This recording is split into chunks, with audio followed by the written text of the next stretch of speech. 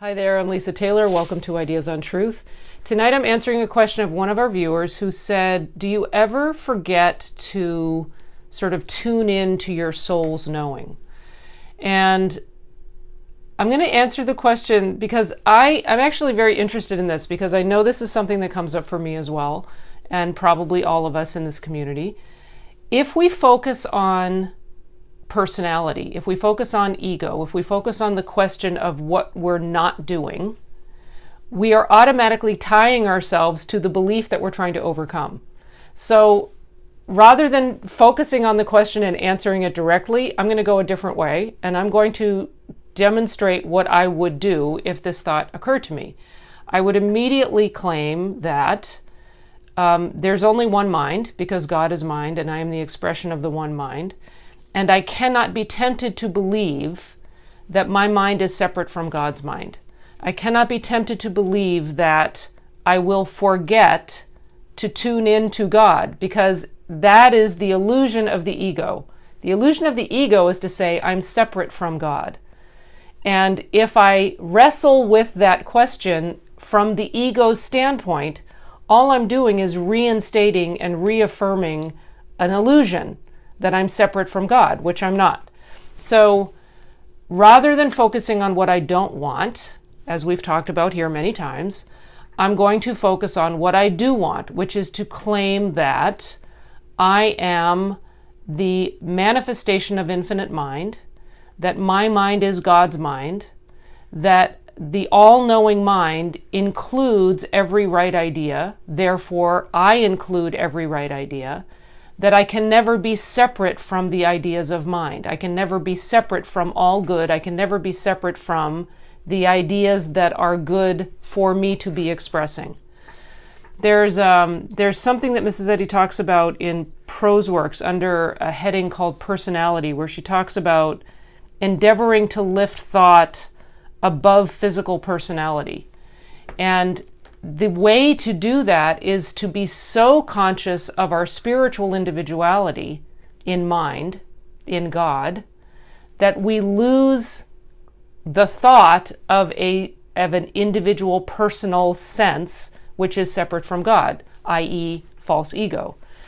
So dwelling in love and not in fear. It always comes down to love or fear. God or ego, false sense of ego. There are places where people will refer to God as the one ego.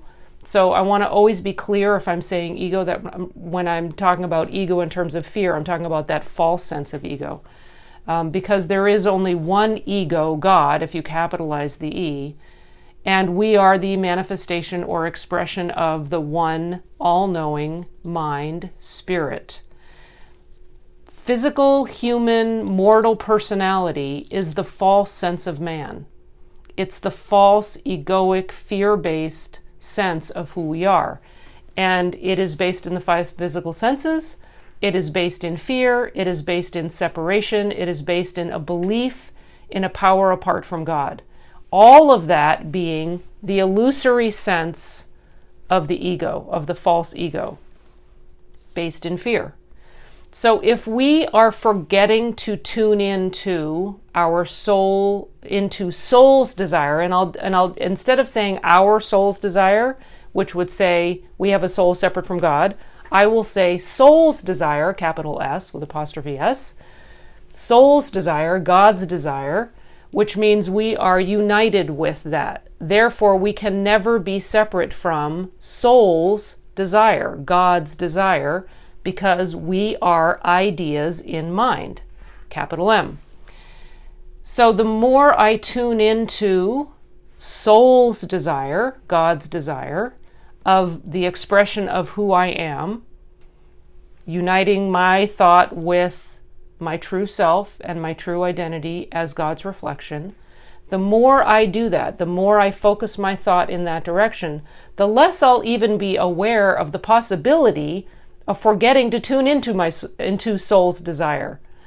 So the antidote for do you ever forget to tune into your soul's desire, which was the way it was worded by one of our viewers, is to focus so completely on soul's desire, God's desire for us, and our nature as the image and likeness of God, that we are not fooled into thinking that somehow we're separate from God, or fooled into thinking that somehow we can forget to be God's reflection.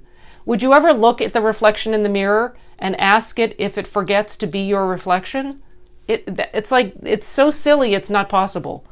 There was a story I shared the other day. I don't know why I'm thinking of this now. There was a healing I shared the other day of, I'm not really sure if it was malaria or yellow fever. I don't really know because I never had it diagnosed. It exhibited the symptoms of both, so either.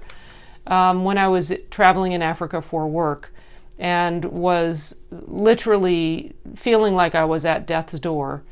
And the intuition, the spiritual thought, the angel message that came to me that really brought the healing instantaneously was imagining a mosquito biting my arm and thinking, well, a bug biting or an insect biting my arm can't change the way God feels about me or I feel about God. It was just so ludicrous, and it made me laugh. And immediately the fever broke, and immediately I had my strength back. It was like this amazing instantaneous healing. And then when that belief of sickness is sort of a cyclical thing, so 9-10 days later, the symptoms all came rushing back. And I immediately thought of that same inspired idea. An insect biting my arm can't change. It's like nothing in the material realm. No suggestion of our identity in the material realm can change anything about what's true and actual in spirit. Nothing in matter can affect spirit. Period. End. So if there's ever a belief you're being tempted with, or there's a suggestion that's coming to you that's tempting you to think other than that, recognize it as a suggestion. Recognize it as the guy standing on your shoulder, putting it in the I form when it's not your thinking. It's saying, wow, sometimes I forget to tune into soul. No, you don't. If the suggestion came in the form of, why do you keep forgetting to tune into your soul's desire? And I'm going to say soul's desire, not your soul's desire. I want to make that distinction. But if the suggestion came in the form of why do you do this? You would be more apt to catch it and go, I don't do that. What are you talking about? You'd be more apt to question it. Mortal mind tricks us. The devil tries to trick us by putting it in the form of our own thinking. And we have to be that's, the subtle snake. It's the snake in the grass. It's the Adam and Eve dream.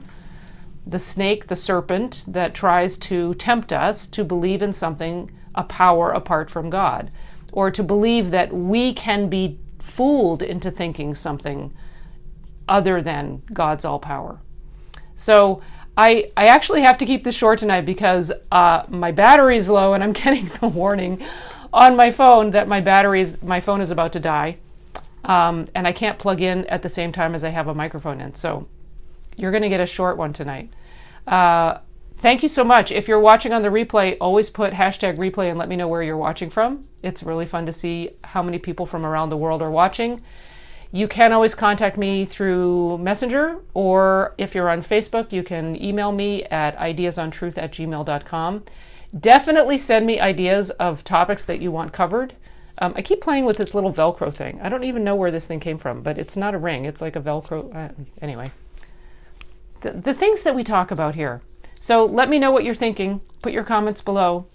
So much love to you guys. And thank you so much for being faithful watchers and viewers and listeners and people with ideas, because these ideas are important and you are making a difference in the world.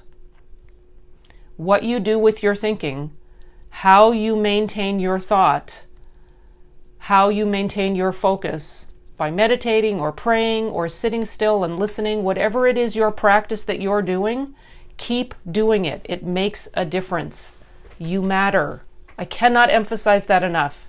You matter, and what you think matters, and how you operate in the world matters. I say it often, and I'm going to say it more often because I want to band together with all the people who are really trying to make a difference in the world, because it matters. It matters what we think. It matters what we think and how we respond to the things in our lives. It matters. You matter. So don't ever give up. Don't ever give in to the suggestions that would try to tempt you into thinking that you are less than, because you are not less than. You are God's idea. How amazing is that? You are God's idea. You are God's representative, uniquely perfect in the way that God designed you. God thought of you just as you are. There is no one in the world, in the universe, in all of creation like you. Nobody. So be you. Be 100% and totally you, 1,000%. Be brave, be courageous, be vulnerable, go out and be you, and speak from the rooftops. All right. I love you guys. Talk to you tomorrow. Bye.